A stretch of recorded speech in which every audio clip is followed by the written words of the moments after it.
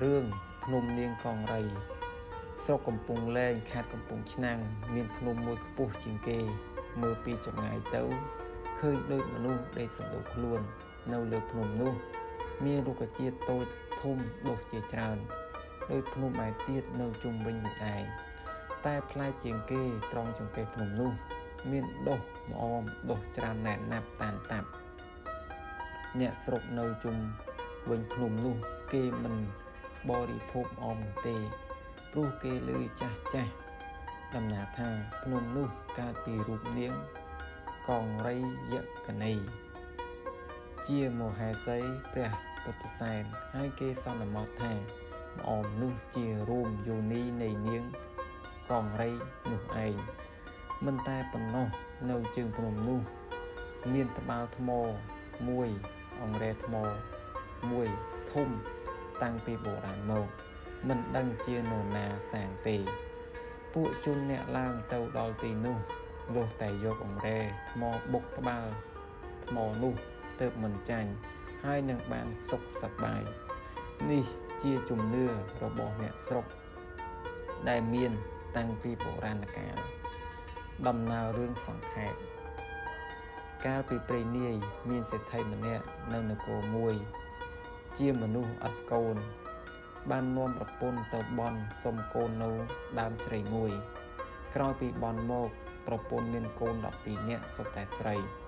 លុះបានកូនហើយសេដ្ឋីធ្លាក់ខ្លួនជាអ្នកទាល់ក្ររកអាហារចិញ្ចឹមគ្មានក៏រទេះដឹកកូនទាំង12ទៅប្រោសចោលក្នុងព្រៃជ្រៅក្រោយពីឪពុកប្រោសចោលកូនទាំង12នាក់នោះក៏នាំគ្នាដើរក្នុងព្រៃទៅដល់នគរមួយជានគរយក្សស្រីឈ្មោះនាងសន្ធមាយក្សស្រីនោះមានកូនស្រីមួយឈ្មោះនាងកងរៃនាងសន្ធមាបានឃើញនាងទាំង12ក៏តំណែងខ្លួនជាមនុស្សស្រីនាំយកនាងទាំងនោះទៅទុកប្រាសាទរបស់ខ្លួនឲ្យបម្រើនាងកងរៃជាកូនកាលនាងទាំង12ដឹងថានគរនោះជានគរយក្សនាងសន្ធមាជាយក្ខណីហើយក៏នាំគ្នារត់ចេញនាងសន្ធមាតាមរកទៅឃើញនាងទាំង12បានជាមហេសីព្រះបាទរដ្ឋសិទ្ធិនៅនគរមនុស្ស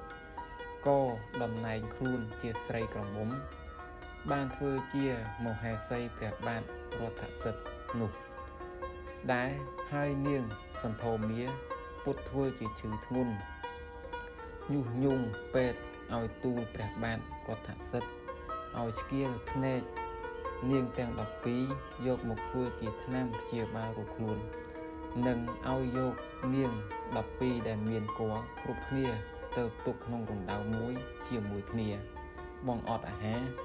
ហើយឲ្យយកគ្រាប់ភ្នែកនាងទាំង12ទៅទុកក្នុងឃ្លាំងឯនគររបស់ខ្លួនឲ្យនាងកងរៃជាកូនខ្លួនថែរក្សាបណ្ដានាងទាំង12នោះនាងបង11នាក់ត្រូវគេស្គៀលភ្នែកទាំងសងខាងឯនាងពៅត្រូវគេស្គៀលភ្នែកតែម្ខាងដោយមកពីជាតិមុននាងពៅស្គៀលភ្នែកត្រីម្ខាងដែរនាងទាំង12ដែលមានគភ៌នោះនាងពៅមានព្រះពោធិសត្វមកចាប់ផ្ទៃវេលានាបងកើតកូនមកភ្លាមគេហែកសាច់កូនចែកគ្នាស៊ីអស់ចំណែកនាងពៅកើតកូនមកឲ្យឈ្មោះថាពុទ្ធិសែនហើយលាក់ទុកមិនឲ្យនាងបងដឹងចំណែកកាលមកខាងក្រោយវេលាពុទ្ធិសែនធំពេញជំទង់ឡើងនាងសន្ធមាដឹងថាជាកូននាង12នាក់ក៏ប្រើឲ្យជីសេះនាំសម្បុត្រទៅឲ្យនាងកងរៃដោយដាក់សេចក្តីថាបើពុទ្ធិសែនមកដល់យប់ឲ្យស៊ីទាំងយប់មកថ្ងៃឲ្យស៊ីទាំងថ្ងៃតែជាភ័ព្វរបស់ពុទ្ធិសែននៅពេលជីសេះទៅដល់ពាក់កណ្ដាលថ្ងៃមហាឫសីបានឃើញពុទ្ធិសែនកំពុងផ្ទុំលក់នឹកឃើញសម្បុត្រដែលចងនៅកសេះក៏ហែកសម្បុត្រចោលហើយសរសេរសម្បុត្រ ជាថ្មីថាបើពុទ្ធសែនមកដល់យប់ឲ្យរៀបការទាំងយប់ដល់ថ្ងៃឲ្យរៀបការទាំងថ្ងៃជាមួយនាងជាកូនពេលដែលពុទ្ធសែនទៅដល់នគរយក្សនាងកង្រីបានឃើញសម្បុត្រក៏រៀបការជាមួយពុទ្ធសែនភ្លាមព្រះពុទ្ធសែនបានសោយរាជនៅនគរយក្សមិនយូរប៉ុន្មានដោយនាងកង្រីថ្វាយដំណឹងអំពីប្រស្រីភ្នែកមេត្តាលោកនិងអំពីថ្នាំសម្រាប់ដាក់ភ្នែកឲ្យជាហើយនឹងថ្នាំសម្រាប់បោះទៅកើតជាទឹកសមុទ្រជាភ្នំបានក៏ទ្រង់លួចរត់នាងកង្រីទាំងអត្រិតមុខនគរវិញនាងកង្រីតាមមកព្រះពុទ្ធសែនបោះថ្នាំឲ្យកើតជាទឹកសមុទ្រខាំងផ្លូវនាងកង្រីក៏យំសោកស្លាប់ខ្លួននៅកណ្ដាលព្រៃហើយព្រះពុទ្ធសែនមកដល់នគរវិញដោយសុវត្ថិភាពទ្រង់ដាក់ថ្នាំភ្នែកមេត្តានិងមេត្តាធំទាំងអស់ឲ្យជាឡើងហើយទ្រង់សម្លាប់នាងសន្ធោមាទៅបន្ទាប់ពីបានជួយមេត្តាទ្រង់ក៏បានត្រឡប់ទៅជួបនាងកង្រីវិញតែជាការសោកស្ដាយនាងបានស្លាប់បាត់ទៅហើយទ្រង់កប់សាកសពនាងកង្រីហើយក៏ត្រឡប់ទៅសោយរាជជំនួសព្រះបិតាសុខសេមសានរហូតដល់ទ្រង់ព្រះទីបង្គត់រឿងភ្នំប្រុសភ្នំស្រីបើយើងធ្វើដំណើរចេញពីក្រុងភ្នំពេញទៅខេត្តកំពង់ចាមតាមផ្លូវជាតិលេខ7ទៅដល់គោលគីឡូម៉ែត្រទី116ហើយចោលភ្នែកទៅទិសឦសានដែលនៅខាងឆ្វេងដៃចម្ងាយពីថ្នល់ជាតិទៅប្រមាណ1គីឡូម៉ែត្រយើងនឹងឃើញភ្នំ2នៅទន្ទឹមគ្នាមួយនៅខាងកើតខ្ពស់មួយនៅខាងលិចទាបភ្នំខ្ពស់ឈ្មោះភ្នំស្រីឯភ្នំទាបឈ្មោះភ្នំប្រុសរឿងព្រេងប្រចាំភ្នំនេះមានដូចតទៅកាលពីព្រេងនាយមានស្ដេចស្រីមួយអង្គព្រះនាមស្រីអយុជាសោយរាជនៅនគរខ្មែរដោយព្រះនាងជាស្ដេចសោយរាជគ្មានបុរសណាមួយហ៊ានដណ្ដឹងយកជាភរិយាឡើយម្ល៉េះហើយព្រះនាងរកដណ្ដឹងប្រុសម្ល៉េះហើយព្រះនាងរកដណ្ដឹងបុរសដ៏មានរូបជាទីគប់ព្រះតីយកធ្វើជាព្រះស្វាមីវិញហើយដោយហេតុព្រះរាជិនីស្រីអយុជាដណ្ដឹងប្រុសជាព្រះស្វាមីដូច្នោះស្រីដែលនៅក្រោមព្រះរាជឱវាទក៏ដណ្ដឹងប្រុសធ្វើជាស្វាមីតាមដែរក្នុងរជ្ជកាលនោះមុខគួរឲ្យវេទនានឹងស្រីខ្លះដែលមានរូបអន់ទៅរកដណ្ដឹងប្រុសគេនាំគ្នាប្រកែកមិនយកគេរើសតែស្រីមានរូបល្អទើបយកធ្វើជាភរិយាធ្វើដូច្នេះអស់មួយរាជស្ដេចស្រីនេះលុះមកដល់រាជស្ដេចក្រោយទៀតពួកស្រីជំនុំគ្នាថាឥឡូវនេះដូចជាមិនសមសោះខ្លួនយើងជាស្រីហើយដើរដណ្ដឹងប្រុសធ្វើជាប្តីដូច្នេះយើងនឹងនាំគ្នាលើកដីចាក់ពូនជាភ្នំភ្នាល់ជាមួយនឹងពួកប្រុសគឺប្រុសលើកដីធ្វើជាភ្នំមួយយើងស្រីធ្វើជាភ្នំមួយភ្នាល់គ្នាបើប្រុសចាញ់យើងត្រូវឲ្យបុរសដណ្ដឹងយើងជាស្រីវិញលុះគិតដូច្នេះហើយក៏នាំគ្នាទៅបបួលពួកប្រុសធ្វើភ្នំចុះខសន្យាភ្នាល់គ្នាដោយពោលមកហើយគេក៏បានចាត់មេកំណើនកេណ្ឌមនុស្សស្រីឲ្យបានច្រើនខាងប្រុសមានមេកំណើនខាងប្រុសតាកេណ្ឌខាងស្រីមានមេកំណើនខាងស្រីដាកេណ្ឌលុះកេណ្ឌបានគ្នាច្រើនគ្រប់ចំនួនខាងប្រុសខាងស្រីរួចហើយក៏និយាយនឹងគ្នាថាយើងទាំងអស់ ត្រូវជញ្ជូនដីដល់រាប់ដល់ផ្កាយព្រឹករះទើបឈប់ទាំងអស់គ្នាបើផ្កាយព្រឹកមិនរះមិនត្រូវឈប់ទេគិតព្រមគ្នាដូច្នោះហើយក៏នាំគ្នាជញ្ជូនដីរែកទូលតាមធម្មពលរៀងខ្លួនទៅពេលនោះជាពេលរាត្រីពួកស្រីមានប្រាជ្ញាជញ្ជូនដីអស់វេលា 3-4 ម៉ោងក៏នាំគ្នាបង្ហូតគោមតូចមួយយ៉ាងខ្ពស់នៅជ្រុងឦសានភ្នំពួកប្រុសក្រឡេកមើលទៅលើឃើញគោមដែលស្រីបង្ហូតនឹងឫស្សីមួយដើមនោះស្មានថាផ្កាយព្រឹករះក៏បបួលគ្នាឈប់ធ្វើការនាំគ្នានិទានលក់អស់ទៅគ្មានសល់ម្នាក់ពួកស្រីក៏នាំគ្នាជញ្ជូនដីដល់រាប់ដល់ផ្កាយព្រឹករះមែនតែនទើបឈប់ដល់មន់រងាវកាត់ប្រុសភ្ញាក់ឡើងឃើញផ្កាយព្រឹករះក៏លន់មកថាយើងទាំងអស់គ្នាខុសហើយផ្កាយព្រឹកមែនតែនទើបតែនឹងរះសោះយើងនាំគ្នាក្រឡេកមើលទៅភ្នំស្រីមានទំហំខ្ពស់ជាងភ្នំរបស់ខ្លួនក៏មានសេចក្តីអៀនអន់ក្នុងចិត្តដោយចាញ់កលស្រីតាំងពីកាលនោះមកប្រុសក៏ដណ្ដឹងស្រីធ្វើជាភរិយាដល់រាប់ដល់សពថ្ងៃនេះរឿងមនុស្សលោកកាលពីព្រេងនាយមានកុមារីម្នាក់អាយុ14ឆ្នាំត្រូវម្ដាយប្រើឲ្យទៅជីកដំឡូងក្មេងនោះរៀបចំរួចស្រេចចេញដើរទៅរកដំឡូងទៅដល់ព្រៃធំមានដំបូកមួយមានរូងជ្រៅកុមារីនោះទៅជីកដំឡូងនៅជើង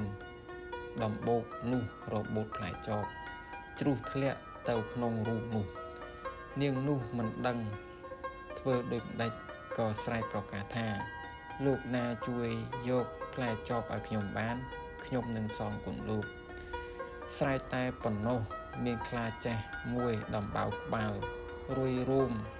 បែកដង្កូវចុះពព្រិចចេញមកពីក្នុងព្រៃប្រាប់ទៅនាងនោះថានាងតាយកឲ្យបានផ្លែចបនោះតែបើតាយកបានគ្រាន់តែនាងឯងរកចៃឲ្យតាហើយតាមិនចាំបាច់យកគុណពីចៅទេនាងឮដូច្នោះក៏និយាយថាអោលោកតាអើយឲ្យតែលោកតាជួយយកឲ្យបានចោះខ្លានោះយកផ្លែចបបានពីក្នុងរូងឲ្យទៅនាងនោះហើយឲ្យនាងនោះរកចៃឲ្យនាងនោះយកបន្លាមកស្កឹះដង្កូវនៅដំបៅក្បាលខ្លានោះចេះតែសួរនាងថានាងដំបៅតាសួយឬក៏ក្រអូបដំបៅនោះសួយណាស់ប៉ុន្តែនាងនោះឆ្លើយទៅវិញថាក្រអូបណាស់លោកតាខ្លានោះចេះតែសួរនាងចេះតែថាក្រអូបលុះឆ្កឹះដង្កូវអស់ទៅខ្លានោះបាត់ឈឺបាត់រមាស់ហើយនិយាយប្រាប់នាងនោះថានាងយកជាមួយមកតានឹងដាក់ដំឡូងឲ្យនាងនោះយកជាលមួយមកឲ្យខ្លាដាក់សុទ្ធតែមាសប្រាក់ពេញជាលនោះចងមាត់ជាលជាប់ឲ្យទៅនាងនោះរួចប្រាប់នាងថានាងយកជាលនេះទៅផ្ទះហៅបងប្អូនមកជុំបិទទ្វារឲ្យចិត្តសឹមបើកមើលនាងនោះលាខ្លាដើរទៅដល់ផ្ទះហៅបងប្អូនមកជុំរួចក៏បើកជាលនោះដល់បើកទៅបានសុទ្ធតែមាសនិងប្រាក់ចែកគ្នាលុះយូរបន្តិចដឹងទៅដល់ស្រីឯទៀត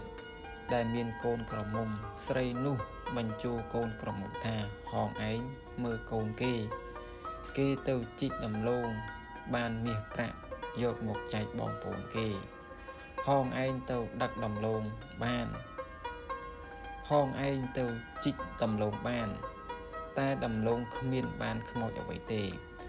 ថ្ងៃក្រោយស្រីនោះឲ្យកូនទៅជីកដំឡូងដូចនាងនោះទៀតលុះទៅបានជួបប្រទះនឹងខ្លាមុនទៀតក៏ធ្វើជាជ្រុះចងដូចនាងមុនហើយថាលោកណាយកចបឲ្យខ្ញុំនឹងសងគុណលោកខ្លាឮហើយក៏មក យកឲ្យរួចឲ្យនាងនោះចាប់ដង្កូវឲ្យខ្លាសួរដូចពីមុនថានាងដំបៅតាស្អុយឬក្រអូបនាងនោះឆ្លើយថាស្អុយណាស់ខ្លាឮដូច្នេះនាងយកជាលមួយមកតានឹងដាក់មាសប្រាក់ឲ្យនាងយកជាលឲ្យខ្លាដាក់សុទ្ធតែពុះវែកដាក់ពេញជាលហើយឲ្យនាងនោះប្រាប់ថានាងយកទៅដល់ផ្ទះហៅបងប្អូនមកជុំបិទទ្វារឲ្យចិត្តសម្បើកនាងនោះទៅដល់ផ្ទះហើយប្រាប់ម្ដាយអរណាស់ឲ្យបងប្អូនមកជុំបិទទ្វារបើកជាលមើលពុះវែក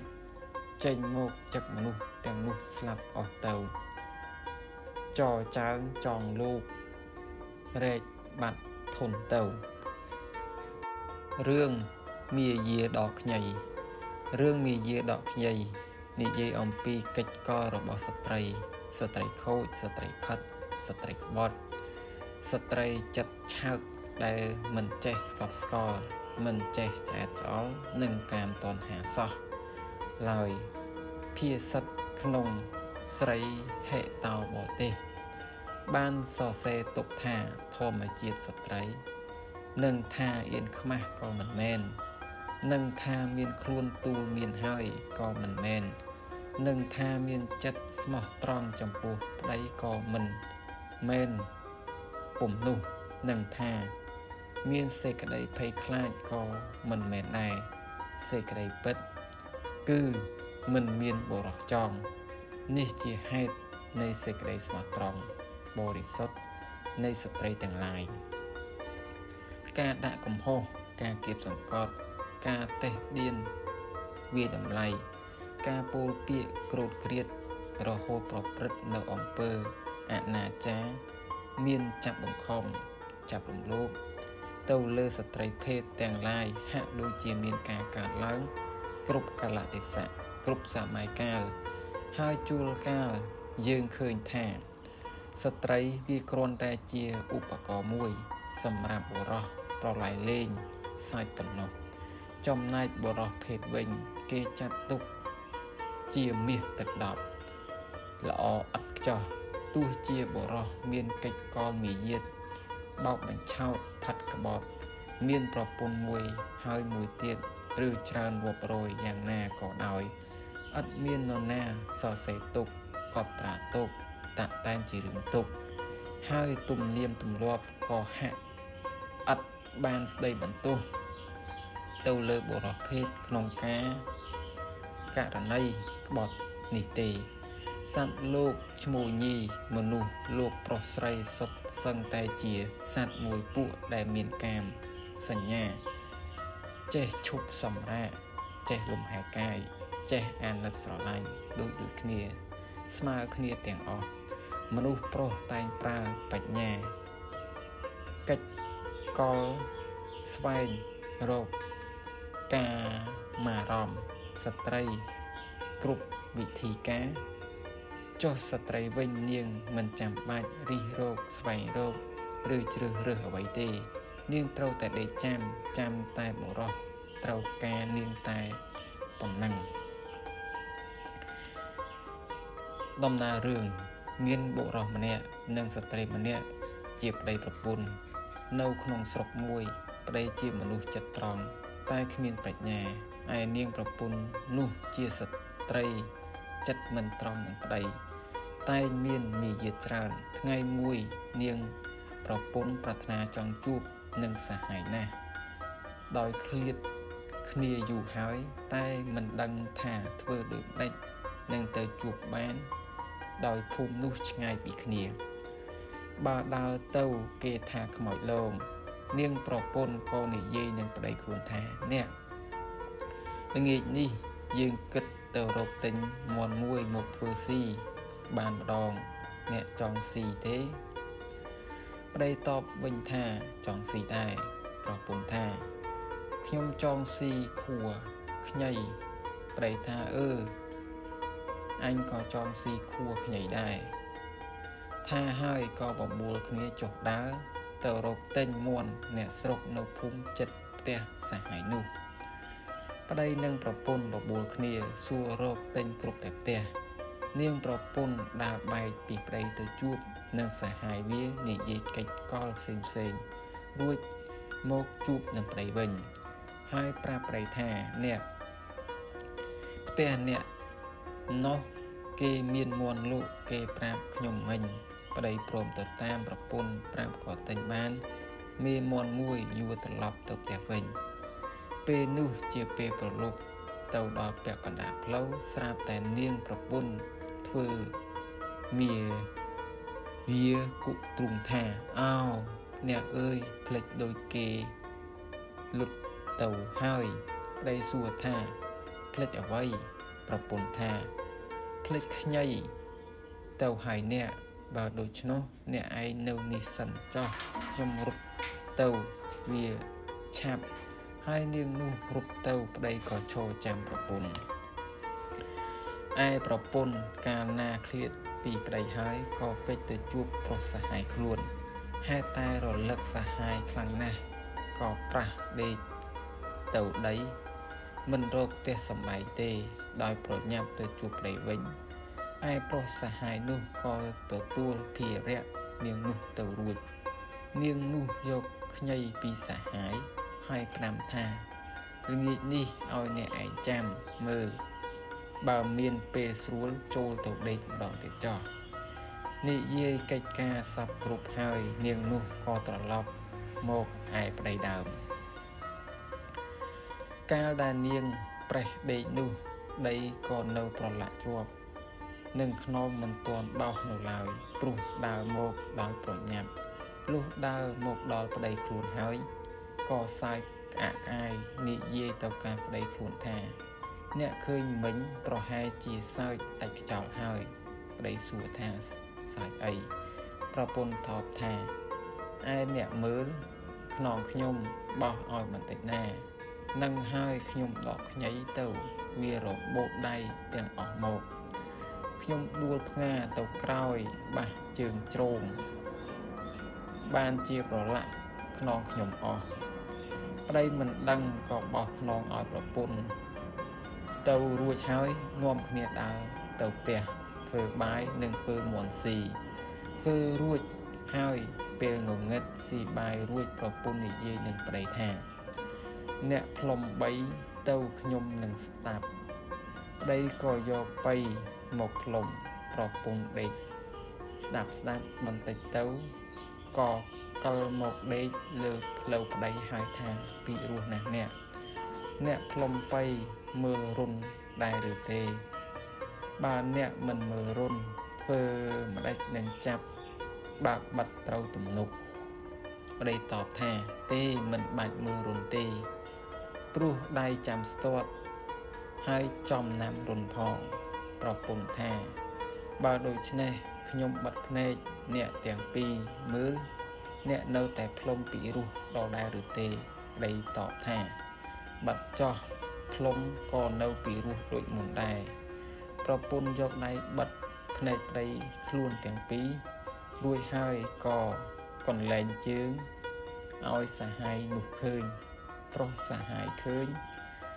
សហហើយខ្លួនបិទភ្នែកប្តីបានហើយកន្លែងជើងឲ្យសញ្ញាដូច្នោះ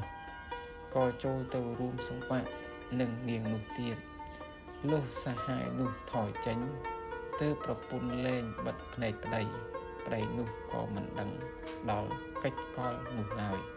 ព្រោះហេតុនេះបានជាមានពាក្យបុរាណថាមាយាដកខ្ញីមានទាំងទំនុកច្រើនផងនោះស្រីអើយនាងស្រីស្រស់ទៅដកខ្ញីដកដួលទាំងខ្លួនកាលដកលើកមុនតូចតន់លាក់ខ្លួនដកក្រោយសំនួនផ្ទួនឲ្យប្តីស្លាប់ប្តីនាងអ្នកផ្លុំនាងសុំធ្វើត្រាប់បន្តអើងអាប់ចាប់បត់អុំទូកគុំពុតស្រឡៅគុំប្រដៅស្រីខូចរឿងមាយាស្ត្រីដំណើររឿងកាលពីព្រេងនាយមានបុរសម្នាក់មានប្រពន្ធនៅជាមួយគ្នាតែពុំមានកូន ដល់យូរទៅប្រពន្ធនោះមានសហាយមកដេកជាមួយក្នុងផ្ទះស្ទើរតែរាល់ថ្ងៃមួយប្តីទៅជិះដំឡូងក្នុងព្រៃដល់ថ្ងៃក្តៅចូលអាស្រ័យនៅខ្ទមអ្នកតាមួយប្រពន្ធរៀបអីវ៉ាន់ទៅបន់ស្រន់អ្នកតានោះឲ្យទៅធ្វើប្តីឲ្យស្លាប់និងយកសហាយធ្វើប្តីរៀបស្រេចហើយក៏យកអីវ៉ាន់នោះដើរចូលទៅក្នុងខ្ទមអ្នកតាប្តីឃើញប្រពន្ធដើរចូលទៅក្នុងខ្ទមអ្នកតាក៏នឹកឆ្ងល់ថាប្រពន្ធអញវាមករកអ្វីក្នុងខ្ទមអ្នកតានេះគិតហើយក៏ចូលទៅពួនក្រោយខ្នងរូបអ្នកតាលោកស្ដាប់ប្រពន្ធឯប្រពន្ធក៏ចូលទៅអុជទៀនធូបហើយនិយាយបន់អ្នកតាថាខ្ញុំមិនចង់យកប្តីខ្ញុំទេខ្ញុំយកប្តីទៀតសូមអ្នកតាកាច់ប្តីខ្ញុំឲ្យស្លាប់ទៅខ្ញុំនឹងថ្វាយជ្រូកមួយប្តីឮដូច្នេះក៏ឆ្លៀតឡើងពីក្រោយអ្នកតាថាបើនាងមានសហាយហើយចង់ឲ្យអញកាច់ប្តីនាងឲ្យស្លាប់នោះងាយទេវិលទៅផ្ទះវិញត្រូវរកមន្តក្រាបទាំងមេទាំងពងមួយសម្បុកស្ងោឲ្យប្តីនាងស៊ីទៅវាស្លាប់ហើយមេនោះឮដូច្នោះស្មានថាអ្នកតាបង្គាប់ក៏ប្រញាប់វិលទៅផ្ទះរកទិញបានមេមន់ក្រាបមួយសម្បុកស្ងោទុកឲ្យប្តីស៊ីដើម្បីឲ្យស្លាប់ហើយនឹងយកសហាយលុះដល់ប្រលប់ប្តីមកពីជីកដំឡូងដល់ហើយសួរថាអេអើយបានអីស៊ីបាយមេនោះឆ្លើយថាខ្ញុំបានមន្តក្រាបមួយសម្បុកស្ងោទុកឲ្យអ្នកប្តីថារៀបបាយមកស៊ីប្រពន្ធក៏លើកបាយទាំងមន្តក្រាបមកឲ្យប្តីស៊ីអស់មន្តហើយធ្វើជាឈឺដេកធ្ងោរូហឺមេនោះអណាស់គិតស្មានថាប្តីឈឺមែនត្រូវនឹងពាក្យអ្នកតាបង្គាប់ហើយត្បិតឮធ្ងោរូឯប្តីក៏ធ្វើជាដេកទៅមេនោះគិតស្មានថាប្តីស្លាប់ក៏បើកទ្វារនាំយកសហាយចូលទៅដេកជាមួយអ្នកទាំងពីរកំពុងតែនិយាយគ្នាប្តីក៏ក្រោកឡើងអង្គុយហៅប្រពន្ធមកប្រាប់ថារងយីណាស់ឯបុរសសហាយឃើញប្តីមីនោះក្រោកឡើងអង្គុយដូច្នេះស្ទុះរត់ពុំទាន់ក៏ចូលទៅពួនក្នុងពាងធំមួយនៅខាងដំណេកសំងំចាំប្តីនោះដេកខ្លួននឹងចេញពីពាងនោះទៅដេកនឹងស្ត្រីនោះទៀតប្តីបានឃើញតែធ្វើជាមិនឃើញមិនដឹងប្រាប់ប្រពន្ធថារងាណាស់ឯងដាំទឹកឲ្យគ្នាមួយបន្តិចនឹងអាចស្លាប់មេនោះឮថាចង់ស្លាប់ដូច្នោះអណាស់ត្បិតត្រូវនឹងពាក្យដែលទៅបន់អ្នកតាលុះប្រពន្ធដាំទឹកពុះហើយប្តីថាទៅដងទឹកត្រជាក់បានមួយក្អមមកយកមកលាយនឹងទឹកក្តៅនេះប្រពន្ធឮប្តីប្រើដូច្នេះក៏យកក្អមចេញទៅដងទឹកប្តីឃើញប្រពន្ធទៅបាត់ក៏ក្រោកឡើងដើរទៅលើកទឹកពុះមួយខ្ទះនោះយកទៅស្រោចលើសហាយក្នុងពាងនោះស្លាប់ទៅហើយចូលទៅដេកធ្វើជាឈឺធ្ងោរូហឺទៀតមេនោះវិលពីដងទឹកវិញមើលទៅឃើញសហាយត្រូវទឹកក្តៅរួញសរសៃដូចគេដកកចេញពីពាងមកក៏អោនខ្សឹបថាថ្វីក៏មិនអោនទៅវាមិនទាន់ដេកទេអានោះនៅឆ្កក់ដដែលមេនោះយកដៃទៅចាប់ច្រមុះទៅត្រូវស្លឹកត្រចៀករហែកជ្រុះទាំងសក់ទើបដឹងថាប្តីស្រែកទឹកក្តៅស្លាប់សហាយទៅហើយក៏ពុំស្ដីយកគ្របពាងមកគ្របហើយយកទឹកមកឲ្យប្តីងូតឯប្តីក៏មិនស្ដីទឹកក៏មិនងូតប្រាប់ប្រពន្ធថាអញគ្រាន់បើហើយហៅប្រពន្ធចូលដេកទៅលុះព្រឹកប្រហៀមឡើងមេនោះពុំដឹងធ្វើដូចម្ដេចនឹងយកខ្មោចចេញឲ្យរួចផុតពីផ្ទះក៏នឹកឃើញថា ក្នុងស្រុកនោះមានចៅ4នាក់តែងតែលបចូលលបលួចអីវ៉ាន់អ្នកផងតែសពថ្ងៃគ្រប់ភូមិដូច្នេះអញនឹងគិតឲ្យចៅទាំង4នាក់នោះយកខ្មោចចេញពីផ្ទះអញទៅចោលក្នុងព្រៃឲ្យបានគិតហើយក៏ដើរខ្ញីសំពុតហូលអាវប្រែគេយកមកហាលជុំផ្ទះឯចៅទាំង4នាក់នោះឃើញហើយគិតថាជើមាននេះមានណាស់តើ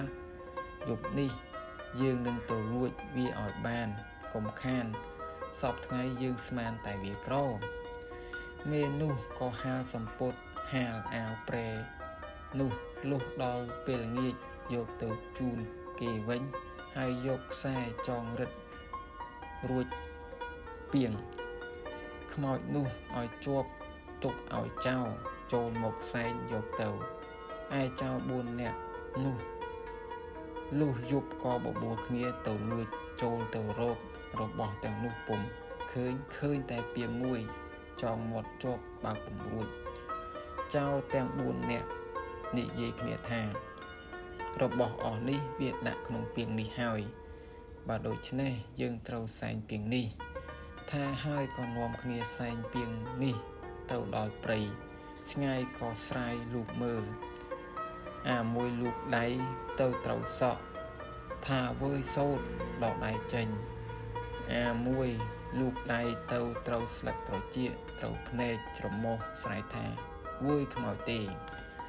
អាមួយមិនជឿក៏លូកដៃទៅទៀតត្រូវដើមទ្រូងដឹងថាខ្មោចមែនក៏ស្ទុះរត់ចោលហើយខឹង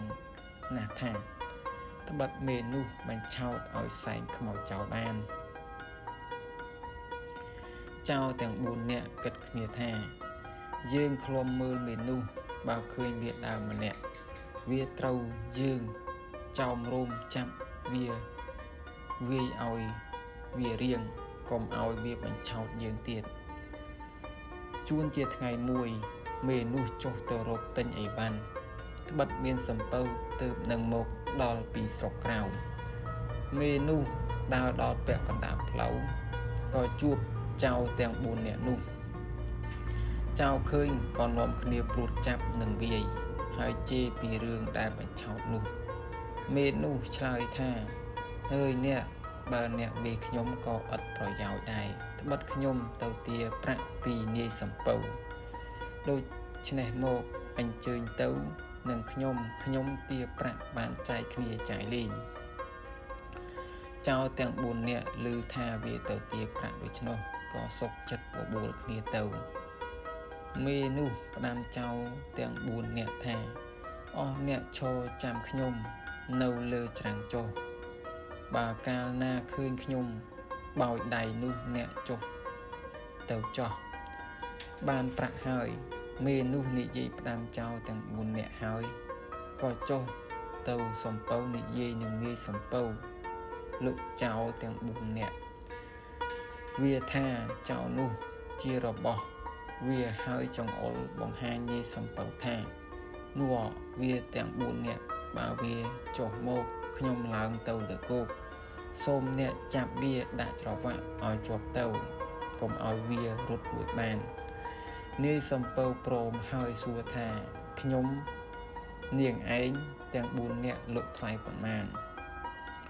មេនោះថាម្នាក់ថ្លៃ2ណែននាយសំពៅឲ្យ1ណែនកន្លះក៏ព្រមលោកហើយចេញមកក្រៅបកដៃហៅចៅទាំង4នាក់ចៅទាំង4នាក់គិតស្មានថាហៅឲ្យទៅយកប្រាក់ក៏នាំគ្នាចុះទៅហើយដល់ហើយស្រាប់តែនាយសំពៅប្រើមនុស្សឲ្យចាប់ដាក់ច្រវាក់នៅបាតសំពៅទាំងអស់គ្នាមេនោះក៏យកប្រាក់ឡើងមកបាត់បានប្រាក់ហើយមេនោះដើរវិលមកផ្ទះវិញដល់កណ្ដាលផ្លូវចូលជូនជាយប់ពុំហ៊ានដើរទៅទៀតក៏ឡើងទៅដេកលើដើមឈើធំមួយនៅប្រប់ផ្លូវនោះឯចៅ4នាក់នាយសំពៅដាក់ច្រវាក់ជាប់នៅ ដាក់ច្រវាក់ជាប់ហើយក៏និយាយគ្នាថាជើមេនោះហាវពេញជាប្រាជ្ញាធំវាបញ្ឆោតឲ្យយើងសែងខ្មោចទៅចោលក្នុងព្រៃហើយឥឡូវវាលុបយើងបានទៀតចោលទាំង4នាក់ខឹងណាស់កាច់ច្រវាក់បាក់រត់ចេញពីសំពៅដើរឡើងមកលើគោករត់មកទាំងយប់ជួនជាយប់យូរណាស់ក៏នាំគ្នាឡើងទៅដេកលើដើមឈើធំដែលមេនោះដេកចៅ3នាក់ឡើងដេកលើមេឃដោយខ្លួនចៅម្នាក់ឡើងទៅក៏ជួបមេនោះនៅលើចុងឈើអាចៅនោះថាហងឯងស្លាប់ហើយម្ដងនេះហងឯងធ្លាប់តែបញ្ឆោតយើងឥឡូវហងឯងរត់ចុះបារួចមេនោះលើកប្រាក់បង្ហាញឲ្យសឹកថាអ្នកកុំស្ដីកុំឲ្យអ្នកទាំង3នាក់ដឹងយើងត្រូវយកគ្នាជាប្តីប្រពន្ធហើយយកប្រាក់នេះទៅចាយរកស៊ីស្រួលជាងអ្នកកុំធ្វើបាបខ្ញុំធ្វើអ្វីអាចោលឮដូច្នេះក៏មិនស្ដីខិតចូលទៅចិត្តលូកដៃអោបគៀកមេនោះថាប្អូនឯងហាវប្រាជ្ញធំបញ្ឆោតបង2ដងហើយឥឡូវបងបាននាងជាប្រពន្ធដោយសារព្រេងសំណាងយើងនិយាយហើយក៏អោបថើបពេលនោះពុំប្រកែកហើយថាខ្ញុំក្រែងអ្នកស្រឡាញ់ខ្ញុំមិនស្មោះខ្ញុំស្រឡាញ់អ្នកស្មោះចិត្តមួយហើយអាចៅនោះថាបងស្រឡាញ់ស្មោះហើយនាងពុំដឹងចិត្តបងចង់ឲ្យបងស្បត់ឬឲ្យបងធ្វើម្ដេចមេនោះថាបើស្រឡាញ់ចិត្តមួយនឹងគ្នាមានតែលិតអណ្ដាតគ្នាទើបមេនោះលៀនអណ្ដាតហើយអោនទៅរកអាចៅនោះអាចៅលិតអណ្ដាតមេនោះហើយលៀនអណ្ដាតឲ្យមេនោះលិតវិញមេនោះខាំអណ្ដាតអាចៅនោះដាច់អស់មួយកំណាត់ហើយច្រាវទម្លាក់ពីលើចុងឈើធ្លាក់ដល់ដីស្រែកឮតែលុលឯចៅ3នាក់គិតស្មានថាងាយសំពៅចំចាប់ក៏លោតពីមែកឈើរត់ទៅហើយស្រែកហៅគ្នាថាវើយគ្នាយើងរត់ងាយសំពៅដេញហើយអាចៅដែលដាច់អណ្ដាតនោះស្រែកហៅគ្នាវាថាមេនោះនៅលើចុងឈើត្រូវមកចាប់ប៉ុន្តែវាដាច់អណ្ដាតនិយាយមិនច្បាស់ឮតែលលគ្នាវាគិតស្មានថាគេដេញចាប់ចេះតែរត់យកប្រាស់អាយុរៀងខ្លួនឯមេនោះចុះពីលើចុងឈើយកប្រាក់ទៅផ្ទះឲ្យប្តីនៅរកស៊ីជាមួយនឹងប្តីជាសុខសប្បាយរឿងសត្វចាបសម្លាប់ដំរីស្តដំណើររឿងមានដំរីស្តមួយដើររកស៊ីក្នុងព្រៃដាច់ចេញពីហ្វូងតែម្នាក់ឯងថ្ងៃមួយបានដើរទៅជួបប្រទះនឹងមេចាបកំពុងតែក្រាបក្រុងកូននៅកណ្ដាលផ្លូវដែលខ្លួនដើរមេចាបនិយាយអង្វរដំរីថាសូមលោកអាណិតមេត្តាកុំដើរជន់កូនខ្ញុំដំរីមិនព្រមទទួលយកពាក្យអង្វរក៏ឆ្លើយតបទៅវិញថាអញមិនដឹងមិនស្គាល់អាណាទេអញចេះតែដើរជន់ស្លាប់អាណាក៏ដោយចាប់ឯងខ្លួនតូចប៉ុណ្ណេះនឹងធ្វើអ្វីអញបានបើទុកជាចាប់ឯងមានចំនួនច្រើនដល់ទៅ10000ក៏អញជន់ឆ្លីនឹងជើងឆ្វេងអញតែម្ខាងឲ្យស្លាប់អត់ឡោចអស់អត់សល់មួយឯងដំរីថាតែប៉ុណ្ណោះហើយក៏ដើរជន់កូនចាបខ្ទេចខ្ទីស្លាប់អស់ទៅមេចាបឃើញកូនស្លាប់ដូច្នោះហើយក៏កោតទុកក្តៅក្រហាយសោកស្ដាយកូនណាស់ទើបហើរទៅទុំលើមេឃឈើហើយនិយាយប្រាប់ដំរីថាដំរីឯងហ៊ានមើលងាយអញត្បិតតែឃើញអញខ្លួនតូចកម្លាំងតិចប៉ុន្តែឯងមិនទាន់ដឹងកម្លាំងបញ្ញាទេចាំមើលអញនឹងធ្វើសងសឹកដល់ឯងវិញមេចាបនិយាយរួចហើយក៏ហើរទៅរកពឹងសត្វក្អែកឲ្យទៅចឹកភ្នែកដំរីឲ្យបែកជាដំបៅទាំងសងខាង ក្អែកក៏ទទួលយកអាសាទើបមេចាប់ទៅពឹងសัตว์រុយទៀតឲ្យរុយពងដាក់ភ្នែកដំរីឲ្យកើតជាដង្កូវចុះក្នុងភ្នែកទាល់តែខ្វាក់ទាំងពីរកាលដំរីនោះឈឺភ្នែកបែកខ្វាក់ទាំងពីรงងឹតមើលផ្លូវមិនឃើញហើយក៏កើតទុក្ខវេទនាលំបាកនឹងរោគស្មៅស៊ីនឹងរោគផឹកទឹកក៏ពុំបានមេចាប់ឃើញដំរីខ្វាក់ភ្នែកដូច្នោះហើយក៏ទៅពឹងសត្វកង្កែបឲ្យឡើងទៅយំលើកំពូលភ្នំដំរីឮកង្កែបយំមានចិត្តត្រេកអរដោយសម្គាល់ថាមានប្រពែងទឹកទើបដើរឡើងទៅលើកំពូលភ្នំកាលដំរីទៅដល់កំពូលភ្នំហើយកង្កែបលុតចុះទៅយំក្នុងជ្រោះវិញដំរីដើរតាមសំឡេងកង្កែបទៅទៀតលុះដល់មកជ្រោះក៏រអិលជើងរងាធ្លាក់ទៅក្នុងជ្រោះស្លាប់ទៅឯមេចាប់បានដឹងថាដំរីស្លាប់ហើយក៏មានចិត្តត្រេកអរណាស់